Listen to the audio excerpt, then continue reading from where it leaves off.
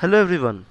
In these videos we were talking about bacteria and we had discussed a lot about bacteria, especially in the previous video I had discussed about the phylum FCB group.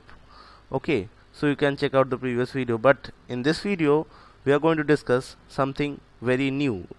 That is, we are going to discuss what you can read in the screen, the immune system in bacteria. So everything has a start, right? So the digestive system we possess now is so complicated with so many enzymes which can digest so many different types of substrates, but everything started from a very simple origin. Even life started from a very simple origin, and the immune system in bacteria is analogous to the immune system in our body and in any other organisms for that purpose. But the immune system in bacteria is very simple, and from there evolved all the complex immune systems we will see in the other organisms. So how does a bacteria defend itself from the invaders? So for that we need to talk about what are invaders for a bacteria. Well, the uh, uh, uh, arthropod will not invade a bacteria, nor a protozoa will invade a bacteria, because they are not going to invade bacteria. The most whereas the bacteria will invade those organisms for that purpose, but the most fearful or the enemy of bacteria in here is viruses or bacteriophages.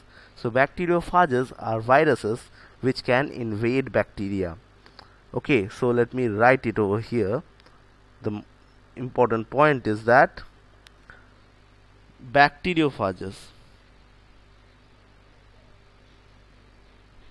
invade and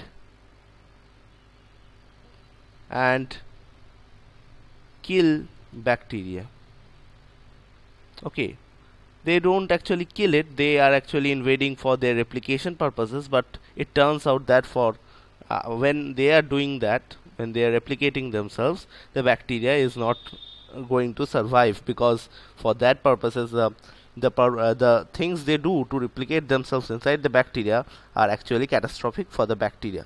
Okay, so bacteriophages are the enemies of the bacteria. So the bacteria is not going to tolerate all these kinds of enemies. So bacteria should have its own defense system, its own immune system, and therefore the bacteria can save itself from the virus or the bacteriophage.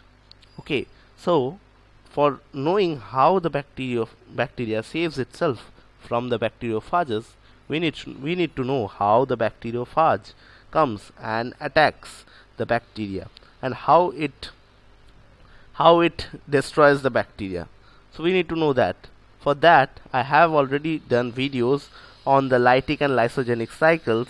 You can see it over here somewhere on the screen, which I will put the link over there. But to talk about it in a nutshell, it is that the bacteria, let me draw a bacteria. Let's say that's the bacteria, and let me choose black color for the let me choose black color for a virus. So that, let's say that's a virus. Bacteriophage looks somewhat like this. Okay, so that's in black. So what it will do is it has legs, and it has its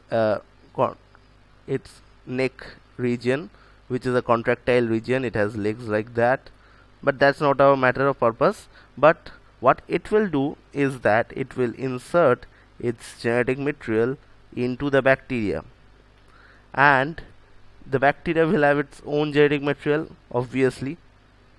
So let's say that's the genetic material, and in the presence of that genetic material, the virus's genetic material cannot synthesize the proteins of the virus and replicate the virus, which is the purpose of the virus or the bacteriophage. So to do that purpose, the genetic material will enter the bacteria, and it will degrade the genetic material of the bacteria. Okay, so it will destroy this, and then it will be the king of this bacteria, or it will rule all the enzymes that is present in the bacteria, and it will synthesize its proteins. So that's how the bacteria replicates, that's how the virus replicates inside the bacteria and causes harm to the bacteria, because it is degrading the genetic material. Now, if this small virus can degrade the whole genetic material of the bacteria, why can't the bacteria degrade the genetic material of the virus before that? That's a good question, right? So the bacteria has so many enzymes, why can't it make another enzyme which can degrade this small genetic material of the virus in the first place? And that actually is the case. That's what we are going to talk about in the immune system of bacteria. That is, we are going to talk about restriction enzyme. So that's a new term maybe for you.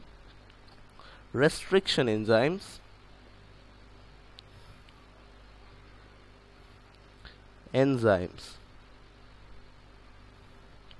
Okay, and these enzymes are present both in the virus as well as in the bacteria, and they actually are playing this game. So virus destroys the genetic material of the virus, destroys the genetic material of the bacteria by these restriction enzymes, and as well the immune system of the bacteria composes of the restriction enzymes which can destroy the genetic material of the virus. Okay, so let us look at this topic, restriction enzymes, in a nutshell, because there will be a lot to talk about the restriction enzymes, but for the purpose which we are going to talk in the video, that is the immune system of the bacteria, we need to know about restriction enzymes in a nutshell. That will do our purpose. There will be some more videos in the future talking about restriction enzymes in detail, but this video is not for that purpose. Anyways, restriction enzymes are enzymes that cut the genetic material. So let's say they that cut the genetic material at specific sequences. So let me explain that fact for you. So let's say that I take a part of this genetic material. Let's say that bacterial genetic material. Let's say I take this part and I zoom it. Okay, I will draw, or I will zoom that part. Okay, so let's say that is the, I zoom it and stretch it out and it looks like this. Okay, and it will contain nucleotides as usual.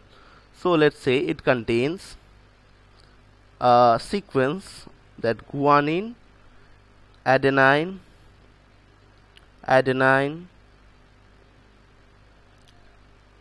or yes, adenine, thymine,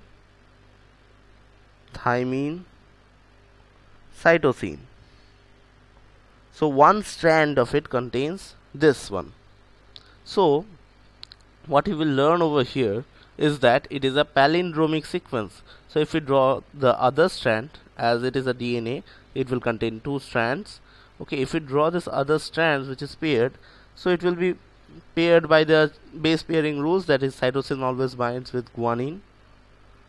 So it will be G A T C.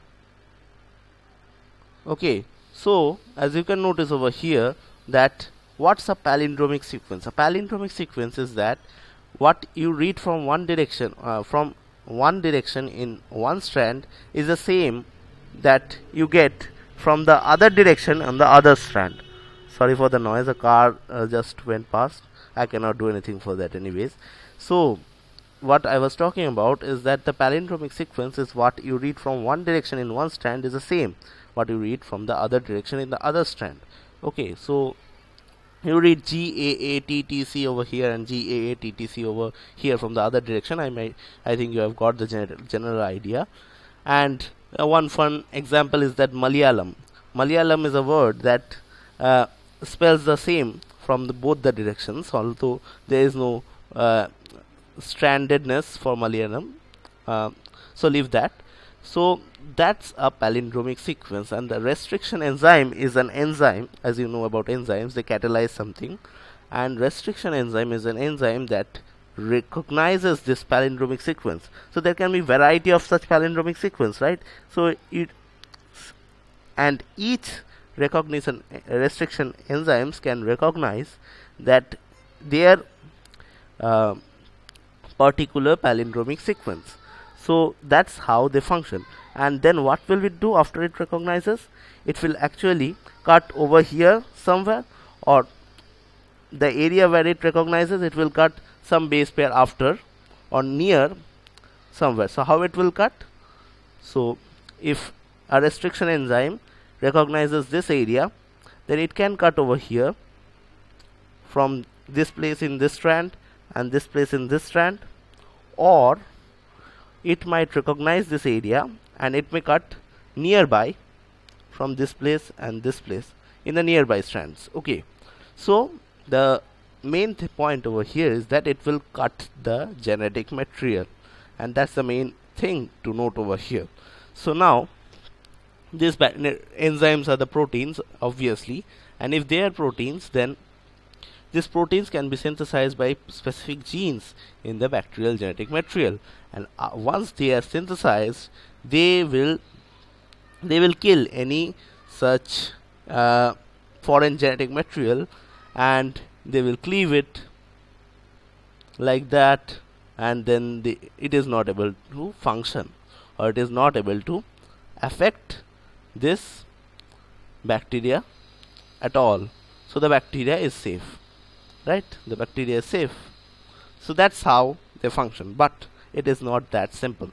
So one of the complicacy over here is that the restriction enzymes do not have their own brain, so they will not be able to understand that what is foreign and what is its own.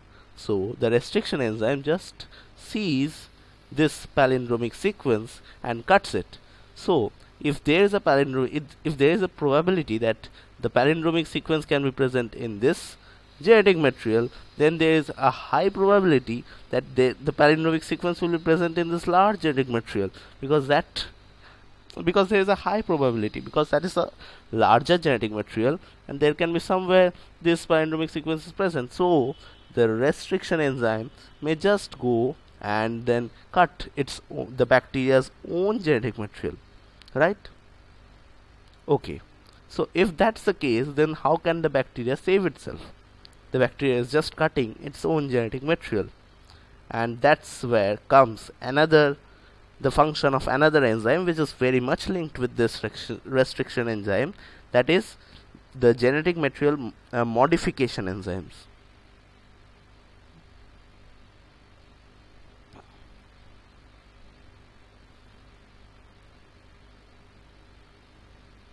Okay, so that modification enzymes are actually very much linked with this genetic material, or with this restriction enzymes. And what does this modification enzymes do? They actually modify the genetic material, as the name suggests. So how do they modify? They actually put methyl groups. As we know, methyl groups from chemistry, it is CH3 groups. So they actually put CH3, or let me write Me, methyl groups, in various locations in the genetic material of the bacteria. And when there is methyl group, that is a way to understand that the genetic material is its own genetic material, and the genetic material which doesn't possess this methyl groups is the other genetic material, or it is the foreign genetic material. So that's how it recognizes. Now another complication arises. What is that? If methyl groups is what modification enzymes produced by the bacteria puts in its own genetic material, then how can the restriction enzymes produced by the virus destroy this genetic material of the bacteria? Because they are restriction enzymes after all, and they do not destroy methylated genetic material or methylated nucleic acids. So that's a wrong concept actually. What is reality is that restriction enzymes can be further classified into 4 types, that is type 1, type 2, type 3 and type 4. And type 1, type 2 and type 3 are the restriction enzymes that do not destroy methylated genetic material. But the type 4 restriction enzymes, type 4 restriction enzymes actually does the opposite. They actually destroy only the methylated genetic material, and that's what is present in the viruses. Now, let us talk a little bit about evolution over here. How does evolution link over here? So, in the gradually, this virus can evolve. This virus may think that, hey, let's make methylated genetic material. Let's make our genetic material methylated too. So if you make our genetic material methylated too, then the restriction enzymes produced by the bacteria do not affect us. So those bacteria, talking in evolutionary terms, those bacteria which produces or which makes their genetic material methylated, because bacteria are very much susceptible to mutations, so that can happen, and those bacteria which does or which produces genetic material which is methylated is actually naturally selected. So then there is so that type of evolution may occur, or I don't know if it occurs or not. You may know, you may comment down below, but that type of evolution may occur. Okay, so that's how immune system in bacteria works. So restriction enzymes are actually the neutrophils, basophils, monocytes, everything for a bacteria, and it defends it against viruses. Thank you. I think the video helped you. Okay, please give a like if that video helped you, and please comment down below what you think about this video. Bye.